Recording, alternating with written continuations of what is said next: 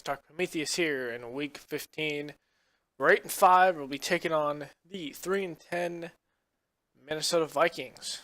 So, first off, let's start out in the news to see if there's any new draft stories first off. So, Auburn middle linebacker Brendan Ash joins the exclusive club of Heisman-winning defensive players after taking the trophy home. Wow. Did not see where that came. I haven't seen anything of Ash. I've seen a lot of Fuller and some other players at middle linebacker, but we are definitely going to have to look.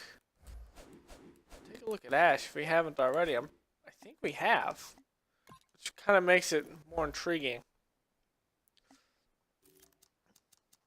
Because we didn't think he was the greatest middle linebacker in here. A-, B+ pursuit, B power. Yeah, we had thought that actually Stephen Fuller was a,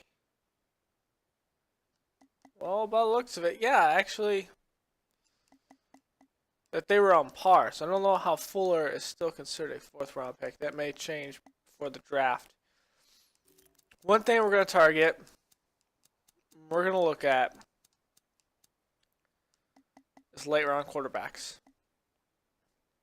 So Cody Warren, 6'2", 225, out of Virginia Tech. It's a balanced offense. Let's see. Good throw power. Good short throw accuracy. Good throw on the run. Okay. Jacob Holland, Kentucky, 7th round, projected, balanced offense, 6'4", 222. He's a pocket passer, so he's going to have more throwing. Throw power, throw on the run. Wow, throw short. That's intriguing too. I mean, that could be someone we look at later. Game says we need tackles. I would concur. We need depth at left tackle. What about right tackle? I think we got right tackle pretty much looked at. We'll have to wait till the combine to weed down exactly who I like when it comes to draft picks. Right guard. I mean, it's a very big drop off after Virgil Duncan. Let's look at this Jeffrey Moore from USC. It's a balanced West Coast scheme. Toughness, run block, pass block. He's considered to be undrafted. Center. We could possibly move a center over there. That is an intriguing thought. Let's put out Oregon State. Vertical offense, 6'1", 292. Pass blocker. Toughness, run block, impact block.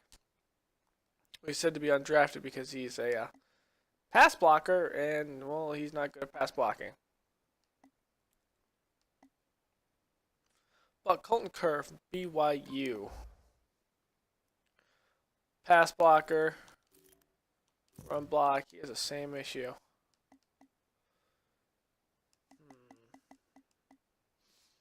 Centers aren't that great too.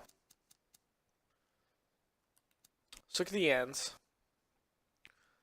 Alright, so we might be leaving Jay Ratliff. Maybe. We got a 1st, 2nd, 3rd, 4th. We got 2 7th round picks.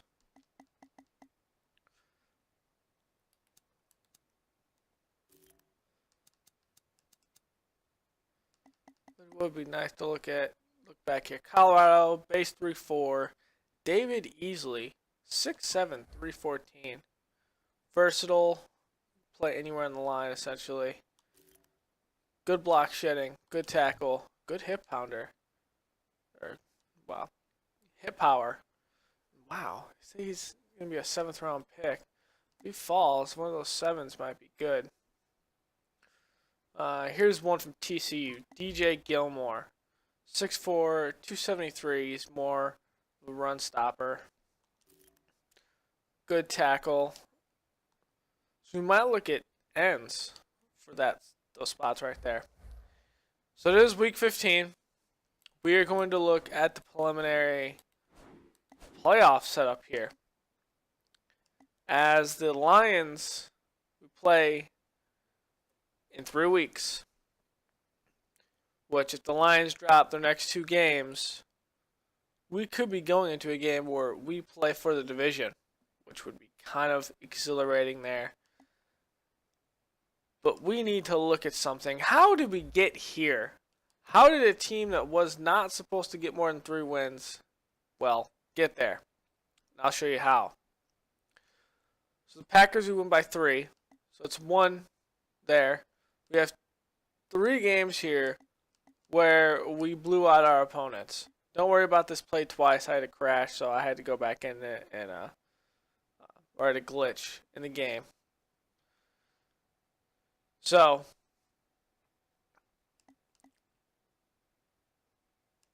as you see here, there's 3 games here we actually won by more than 7 points. Then we go against the Vikings, win by 6.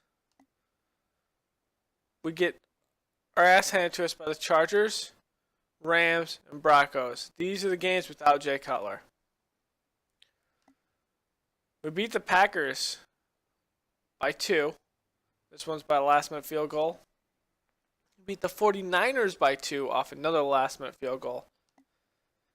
And then we beat the Redskins by 7 points. 3, 4, 5. So we have 5 games to where we have won by 7 points or less. So what that means is this could easily be, instead of an 8-5 team, I think we're 8-5. Just to make sure.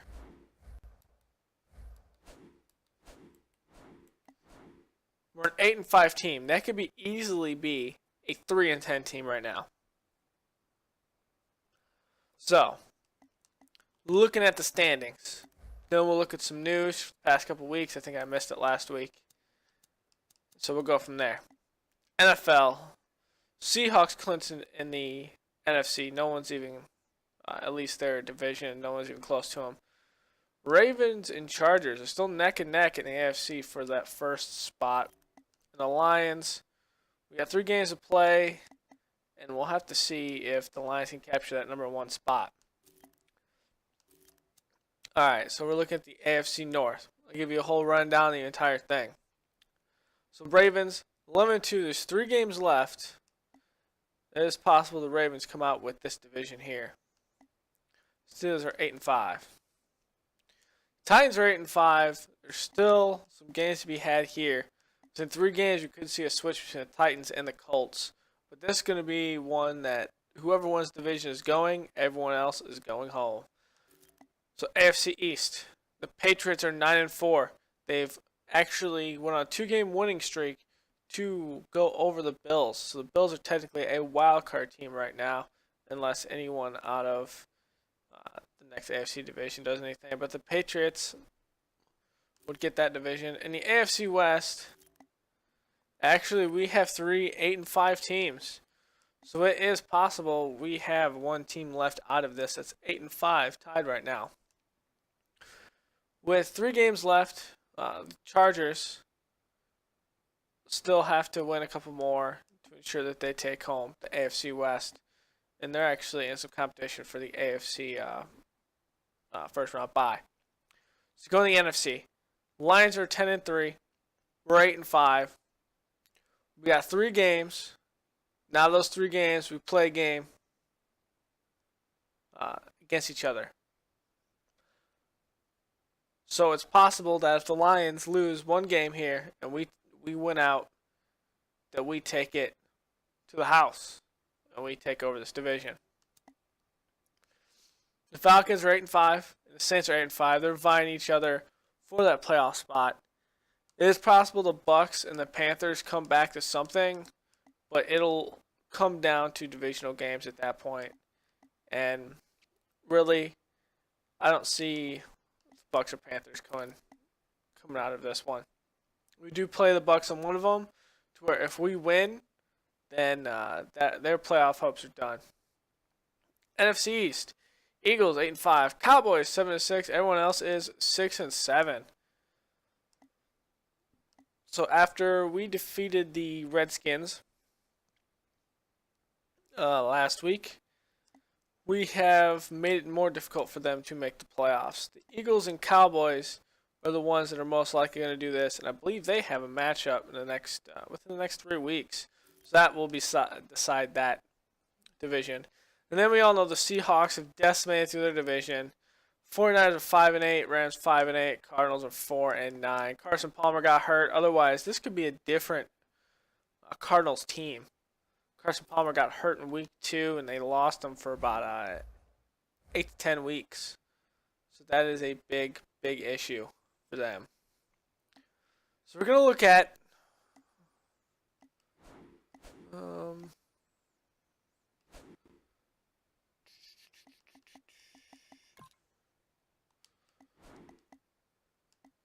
stats. Of course, it's stats. Just blanking out right here. So awards, I missed a couple weekly awards.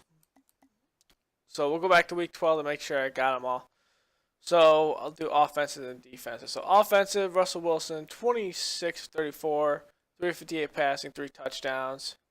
There's 2 interceptions, but made up with the 2 rushing touchdowns.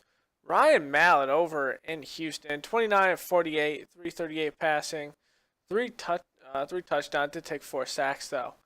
On the defenses, David Hawthorne, 18 tackles, and Monte Tiao, 18 tackles, 1 sack, and 1 pick. So week 13, Colt McCoy, 15-20, 228 passing yards, 4 passing touchdowns. And then Tom Brady, the future Hall of Famer, 28-43, blanked out. 364 passing, 5 touchdowns. Did throw 1 interception, but still 5 touchdowns there. On the defenses, Harrison Smith, 4 tackles, 2 picks. Ryan Shazier, the young player there, second-year player from Pittsburgh, 8 tackles, 1 sack, 1 forced fumble, and 1 fumble recovery. So going into last week, Jameis Winston, the rookie, 25-34, 365, 3 touchdowns. Did throw 1 pick, but made up with that one with a rushing touchdown. And then here it is, Tom Brady again, solidifying that he is one of the greatest players in the league right now at the quarterback position. 22-31, 251, 5 passing touchdowns. And then on defense, Navarro Bowman, 14 tackles, 1 interception.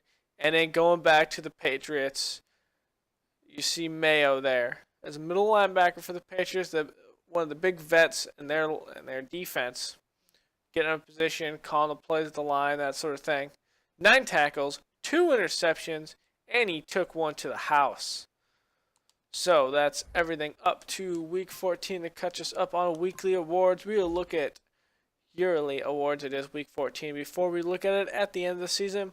NFL MVP up right now is Philip Rivers. I'll just do the top 3 of each. Philip Rivers, Tom Brady, then Drew Brees. Coach of the year is going between Harbaugh, Mike McCoy, and Jim Caldwell. So some good teams playing right now. So we're only going to look at the NFC because those are the ones that matter to us. At the end of the year, we'll look at all of them. So just think of the AFC as a surprise, a end of the year surprise. So Drew Brees, Russell Wilson, and Matt Ryan are the top 3 for Offensive Player of the Year. We got Forte in there, and we have Jay Cutler. I'll look for Bears when it comes down to it and scroll down and let you see the other players. Defensive Player of the Year, Bobby Wagner, Navarro Bowman, and Paul Waralalu, or whatever it is. We don't have any Bears here. There is some intriguing guys there. Michael Kendricks to be one of them. Offensive Rookie of the Year, Jameis Winston's first. Todd Gurley. Ty Montgomery, that either got traded or cut because of some massive injuries, and they just didn't have anyone to cut for the Packers. He ended up on the 49ers. Other than that, we do have Jeremy Langford on there. For Defensive Player of the Year, Demarius Randall, Adrian Amos. This reserve, everyone thought would be a reserve safety. The 4th or 5th round pick of this past draft, coming in, showing us he can play due to some injuries back in that secondary. And so he's doing a good job. But Jalen Collins up there as well. Going through the rest of them, Vic Beasley's up there, Shaq Thompson, and here is Michael Kendrick's brother, Eric Kendricks, over in the Vikings. So best quarterback, Breeze, Ryan, and Cutler's up there. Stubb, Romo, Rodgers. Some players that have had some injuries this year. Best running back, Matt Forte. He has about 1,400 yards now on the year, and that's just rushing. He does have numerous catches. He has at least 500 yards receiving also. So Marshawn Lynch after that, and Rashid Jennings, and DeMarco Murray, Eddie Lacy, some guys that you've seen before, and Darren Sproles over in Atlanta now. Receivers, Brendan Cooks, James Jones, come back and trying to help after the injury of Jordy Nelson. And then Devontae Adams, Ruben Randall, Cole Beasley, Cobb's up there, and then Alshon Jeffrey. The Packers have 3 receivers up here, and that's something big. They have thrown a lot this year. O-line, Zach Martin, Jason Peters, and Tyron Smith. Some guys have been always up on the talk up there, followed by Sutton's a big one. Ocone, Staley, Uwapati, and our own Kyle Long. Third year player technically, been to 2 consecutive Pro Bowls playing on the Bears line. Best D-line, Fletcher Cox, Greg Hardy, and Ezekiel Anza. We have Cliff Averill in there. Aaron Donald, last year's defensive player of the year, or defensive rookie of the year. And we don't have anything in the line, although we haven't done much. A lot of our sacks have come at at linebacker. So Navarro Bowman, Bobby Wagner, and Zach Brown. Ryan Kerrigan, Aaron Lynch, Kevin Minters out there, Waterloo, Levante David. So we don't have any big names out here. The DB, always Richard Sherman, always a good player, locking down that one side of the Seahawks defense. So it looks like a lot of people have thrown his way, and he's picked off a lot of people this year to get to be considered best D-back in the league or in the NFC. And Chance Casey behind him, a little well-known player. I'm not sure, don't know a whole lot about Casey. James Ibadego. We threw a couple picks to him to help him here. Harrison Smith, Captain Mutterland, Walter Thurman's up there. And then Tim Jennings, over playing for Lovie Smith. Doing a good job for his defense over there, but they just don't have enough pieces. Best kicker, Robbie Gould, the third highest, and yes, the third highest all time, with at least 100 field goals in accuracy. The guy's a beast. Barring last week's game. The last week's game was horrible in real life. It was bad. So we will look at this right now for the passing touchdowns. And it is, in fact, Peyton Manning put up his 550th touchdown against us. And he passed up Brett Favre as of the last couple of games as having the most passing yards in an NFL career. Future Hall of Famer right there, Peyton Manning. So we will definitely see him go into the history books. I don't think there's anyone even close in some of the other things. I don't think anyone's really playing. So Walter Payton, Moss Bruce, Gonzalez Harrison, Reggie Wayne. You got Steve Smith Sr. here and Andre Johnson, but I don't think they'll be able to even come close to Rice's 2,200 yards. Let's see. Antonio Gates is still playing, but again, that's still 100 touchdowns away. Catches. Well, Reggie Wayne is still 500 off, so that would take him a while. So is Andre Johnson. Let's see. See anyone there? Defensive. Rod Wilson. Ed Reed's still out there, I believe, playing. But yeah, I don't see anyone there. See, I don't think anyone's is even coming close to some records this year. I mean, as I'm looking through it, I was hoping we'd have some players like the CPU be able to put something up, but it just hasn't happened this year. And I'm glad it is harder for me to do a lot of those things, because on previous Maddens it was easy to get a lot of the records. JJ Watt's on there twice. Back to passing yards, so game, passing touchdowns, rushing yards a game. Yeah, so I think a lot of the things we're going to see is no one's come close to any of these records that at least we've played. And it looks like no one's got close to any of these records throughout this year. So yeah. So rundown, if you want to see any of those records, you can go through. At the end of the year, we'll look at everyone's stats. But that passer rating. Ooh. That passer rating. 101.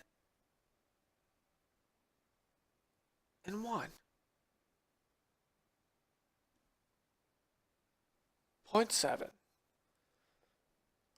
Alright guys, that's going to do it for the stats. Nothing big going on this week. Just after week 14, promise to show you something after week 14 games going to week 15. Next time we'll look at stats and things like that besides the typical news. Will be in actually at the end of the year.